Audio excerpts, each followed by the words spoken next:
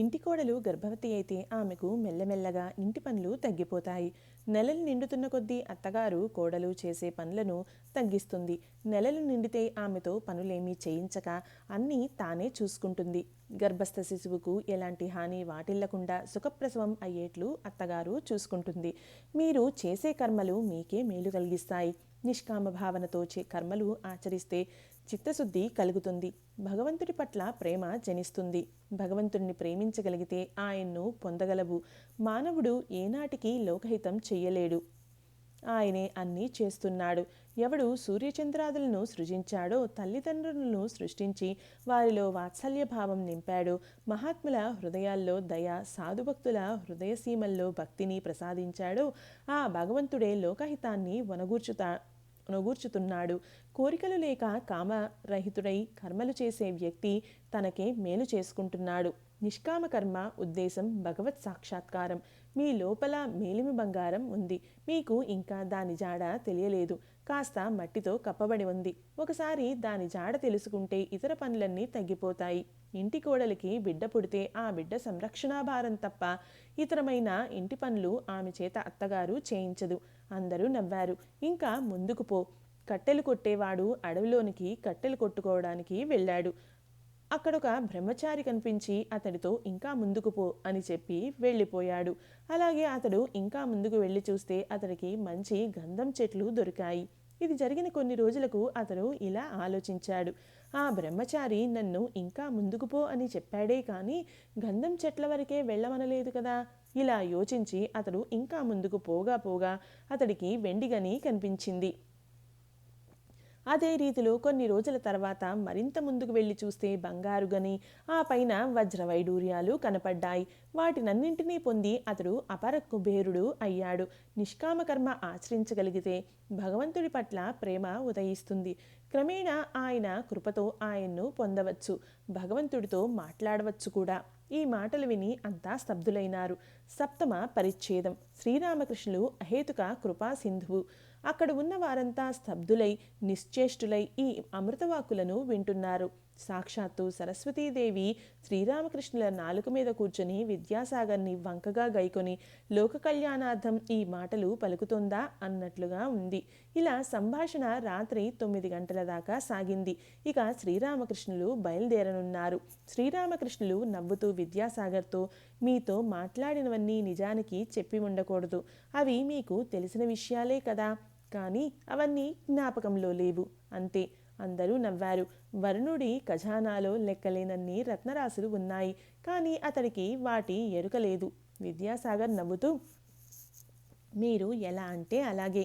శ్రీరామకృష్ణులు నవ్వుతూ, కొంతమంది సంపన్నులకు వారి ఇళ్లలో పనివాళ్ల అందరి పేర్లు తెలియవు. అందరూ నవ్వారు. అంతేకాదు, ఇంట్లో ఎక్కడ ఏ విలువైన వస్తువులు ఉన్నాయో కూడా తెలియదు. శ్రీరామకృష్ణుల సంభాషణ అందరినీ ఆనందింప చేసింది. అంతా కాసేపు మౌనం వహించారు. శ్రీరామకృష్ణులు విద్యాసాగర్తో నవ్వుతూ, ఒకసారి ఆలయోద్యానాన్ని చూడ్డానికి రండి. నేను అంటున్నది రాస్మణి ఉద్యానం గురించి. చాలా రమ్యమైన ప్రదేశం అన్నారు. విద్యాసాగర్, తప్పక వస్తాను. మీరు ఇంత దూరం ఇక్కడికి వచ్చినప్పుడు నేను మీ వద్దకు రాకుండా ఉండగలనా? శ్రీరామకృష్ణులు, నన్ను చూడ్డానికి రావటమా? అలా ఎప్పుడూ ఆలోచించవద్దు. విద్యాసాగర్, ఎందుకండి అలా ఎందుకంటున్నారు? శ్రీరామకృష్ణులు నవ్వుతూ, మేము ఏదో పల్లెవాళ్ల చిన్న తెప్పలం. అందరూ నవ్వారు. చిన్న కాలువల్లో, పెద్ద కాలువల్లో, పెద్ద నదుల్లో కూడా పోగలం. మీరు పెద్ద ఓడ. అందువల్ల మీరు ఈ చిన్న జలరాశిలో పోతే బురదలో కూరుకుపోతారేమోనని భయం. విద్యాసాగర్ మందహాసం చేస్తూ మౌనం వహించాడు. శ్రీరామకృష్ణులు నవ్వుతూ, ఈ ఋతువులో ఓడ కూడా పోతే పోవచ్చు. విద్యాసాగర్ చిరునవ్వుతో, ఇది వర్షాకాలం కదా. అందరూ నవ్వారు. తనలో అవును, నూతనమైన ప్రేమవర్షం. కొత్త ప్రేమలో మానావమానాలకు తావు ఉండదు కదా. శ్రీరామకృష్ణులు భక్తులతో కలిసి లేచి నిలబడ్డారు. విద్యాసాగర్ ఇంట్లోని వారు అంతా కలిసి శ్రీరామకృష్ణులను బండి వరకు సాగనంపటానికి లేచి నిలబడ్డారు. శ్రీరామకృష్ణులు అదే చోట నిలబడి మహామంత్రాన్ని జపిస్తూ భావపరవశులు అయినారు. అహేతుక కృపాసింధువులైన శ్రీరామకృష్ణులు తాము సెలవు తీసుకోవటానికి ముందు విద్యాసాగర్ ఆధ్యాత్మికోన్నతి కోరుతూ జగన్మాతను ప్రార్థిస్తున్నారేమో. శ్రీరామకృష్ణులు ఒక భక్తుని చేయి అందుకుని మెల్లగా మెట్లు దిగసాగారు. విద్యాసాగర్ తన పరిజనంతో లాంతర్ దీపం చూపిస్తూ ముందు నడుస్తున్నాడు. కృష్ణాష్టమి తిథి అయినందున చంద్రోదయం ఇంకా కాలేదు. ఆ చీకట్లో మిణుకు మిణుకు దీపపు వెలుగును అనుగమిస్తూ అంతా ఉద్యానవనాన్ని దాటి ముఖద్వారం వద్దకు వచ్చారు. ముఖద్వారం వద్దకు రాగానే అంతా అక్కడ ఒక అద్భుత దృశ్యాన్ని చూశారు. వారి ముందు 36-37 ఏళ్ల వయస్కుడైన ఒక బెంగాలీ బాబు నిలబడి ఉన్నాడు. అతడికి గడ్డం ఉంది. సిక్కుల మాదిరి తలపాగా చుట్టుకొని ఉన్నాడు. శ్రీరామకృష్ణులను చూడగానే ఆ వ్యక్తి సాష్టాంగ ప్రణామం చేసి నిలబడ్డాడు. ఎవరది? బలరాం, నువ్వా? ఇంత పొద్దుపోయి వచ్చావా? ఆ వ్యక్తిని చూస్తూ అడిగారు శ్రీరామకృష్ణులు. బలరాం నవ్వుతూ, నేను ఇక్కడ చాలాసేపటి నుంచి వేచి ఉన్నాను. శ్రీరామకృష్ణులు, లోపలికి ఎందుకు రాలేదు? బలరాం, అంతా మీ మాటలను శ్రద్ధగా ఆలకిస్తున్నారు. నేను లోపలికి వచ్చి అంతరాయం కలిగించదలుచుకోలేదు. శ్రీరామకృష్ణులు భక్తులతో పాటు బండిలో ఎక్కారు. విద్యాసాగర్ మెల్లగా, మాతో బండిబాడుగా ఇవ్వనా? మా వద్దండి, ఇచ్చేయటం అయింది. విద్యాసాగర్ ప్రభుతులు శ్రీరామకృష్ణులకు ప్రణామాలు చేశారు.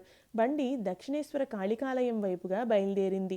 అక్కడ నిలబడ్డ వారంతా బండి కనుమరుగయ్యేంత వరకు చూస్తూ నిలబడ్డారు. ఈ మహాపురుషుడు ఎవరు? భగవంతుడి పట్ల ఎంత ప్రేమ! ఈయన జీవుల ఇళ్లకు పోతున్నారు. భగవంతుణ్ణి ప్రేమించటమే జీవితోద్దేశమని చాటుతున్నారు అని వారంతా తలపోస్తున్నారు. ఇది 3వ అధ్యాయం సంపూర్ణం. ఓం సమర్థ సద్గురు శ్రీ సాయినాథాయ నమః.